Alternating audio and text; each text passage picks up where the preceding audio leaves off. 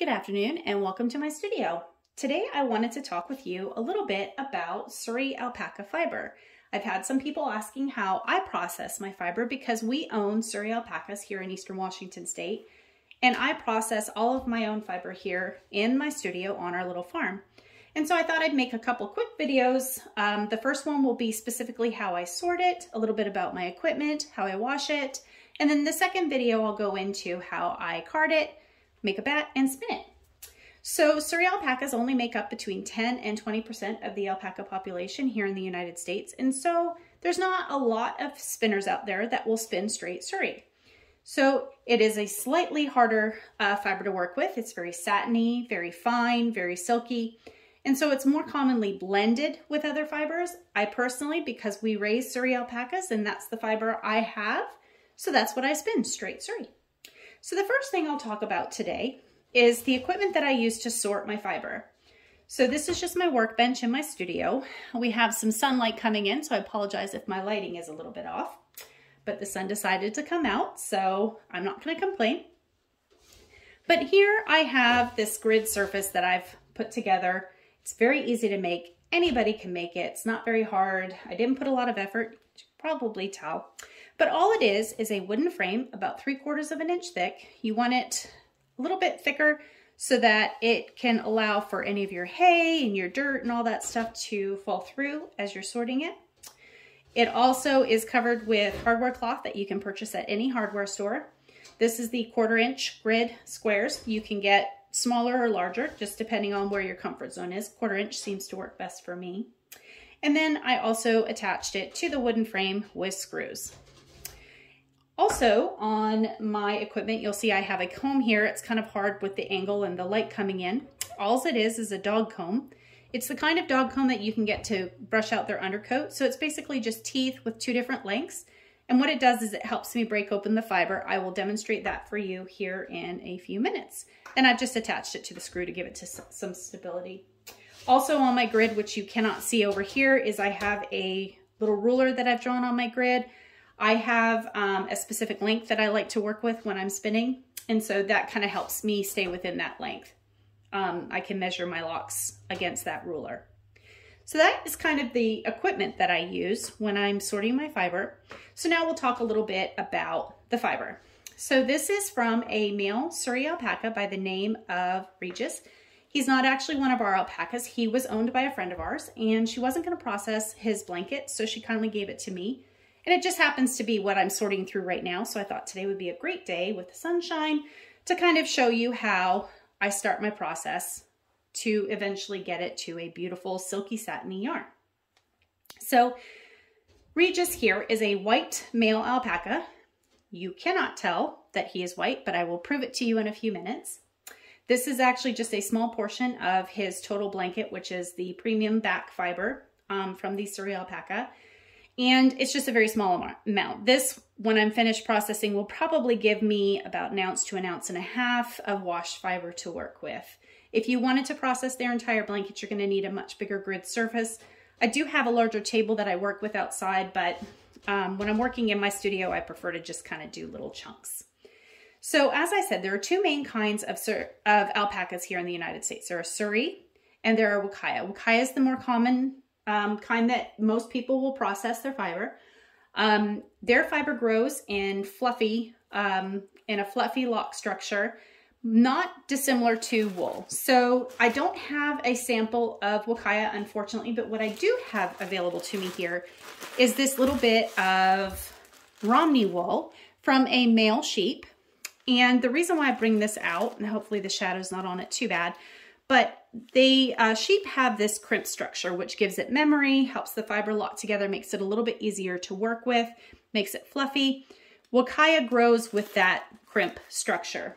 What you can see, and I have a sample here, is my suri does not have that crimp. Suri locks grow in a spiral. So they grow in a tight spiral ringlet structure. Very silky, satiny, and fine. So that's kind of the main difference between, again, this is not wakaya, this is a male Romney sheep, but the wakaya grows with this crimp. Since I have this sample of wool here, you can see These are both males. Neither one of them have been cleaned. This came straight from shear out of the bag.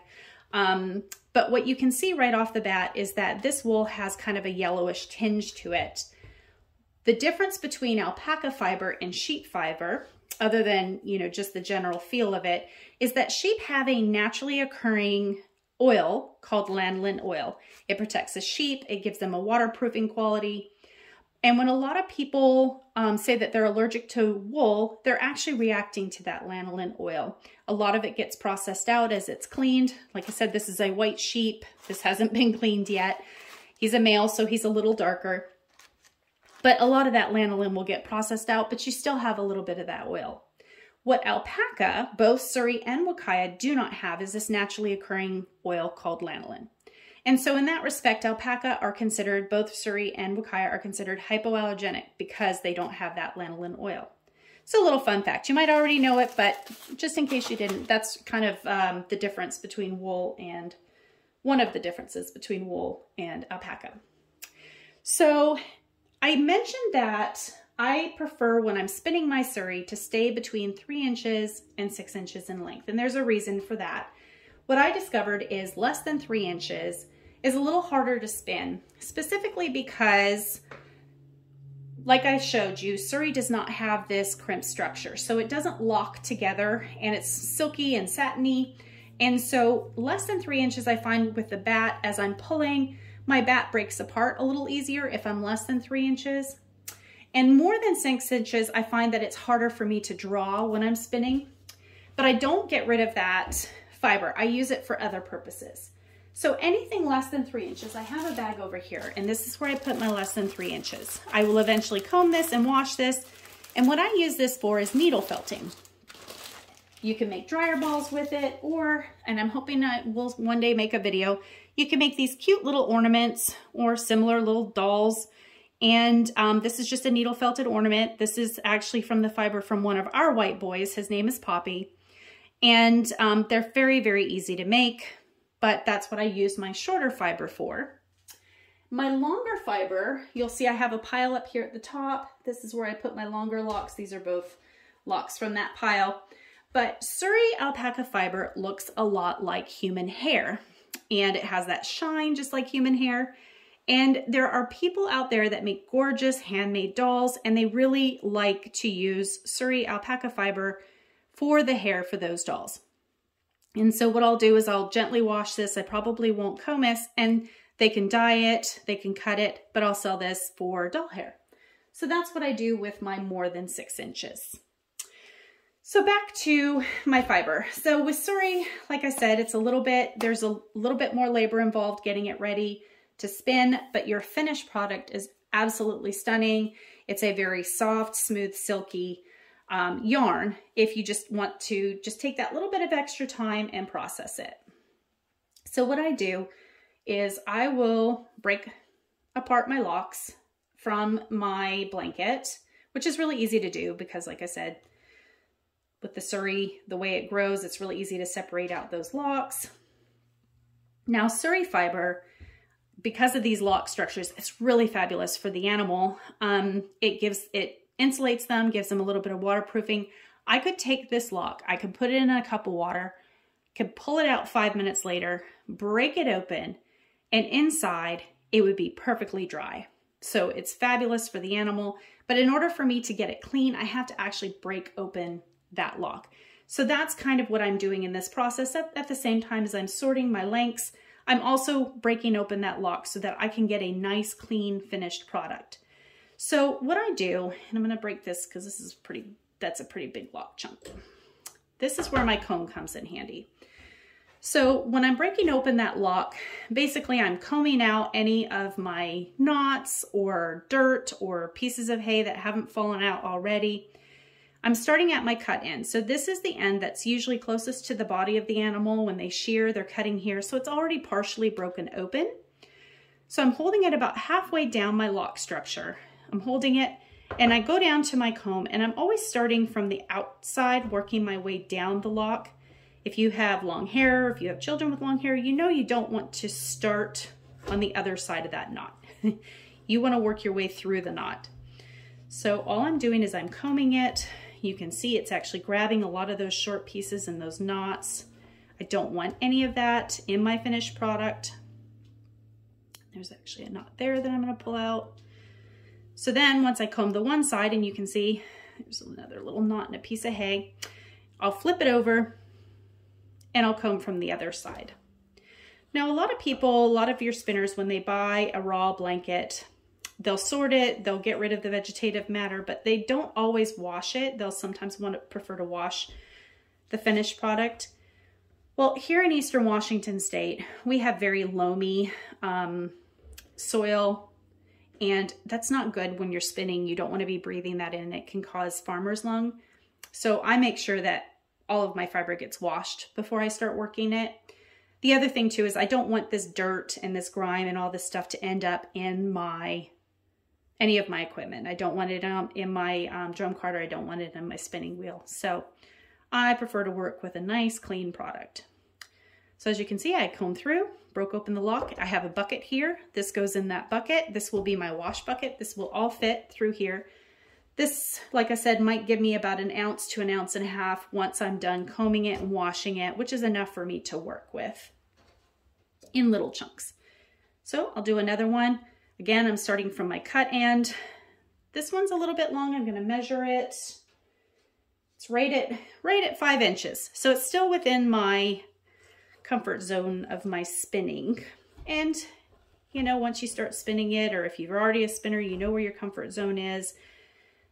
Suri is a little bit of a learning curve, and that's what I found works for me. I'm not that experienced as a spinner. I'm still fairly new. Other spinners may have a little bit more experience, so they might be more comfortable with shorter fibers or with longer. It just 3 to 6 inches is just what works for me. We all have to find our happy medium. And you can see it pulled out a lot of knots there. Break it open, put it in there. So I will wash this. This will take me about 3 wash rinse cycles to go from this to this. As I said, Regis is actually a white alpaca. This is Regis's fiber. This is from the same blanket. The only difference is this has been combed and washed and is ready to be carded. So it will take me about 3 wash rinse cycles to get all that dirt out to give me this beautiful white, silky, satiny fluff ready to be carded. So I'll put that over there. Now, when I'm washing, I try to keep my temperature pretty even. I prefer to work with tepid, so a little bit lukewarm. I try not to agitate it. I am trying to be as gentle as I can with it because Suri alpaca fiber will felt fairly easy. So I try to avoid as much felting as I can. A lot of that will get combed out, and I'll show you in the next process. But I try to eliminate as much loss as I can. And I was using Dawn dish soap, and it was working great. It was getting it nice and clean. But I found this other product. This is not a product endorsement. This is just what works for me. But there's a product made by Unicorn Fiber, and the name of the product is Power Scour. It's a very gentle detergent. A lot of people use it to get the lanolin out of wool. We don't have lanolin, so I thought, well, you know, I really don't need that. The Dawn is working fine, but I thought, well, let me give it a try.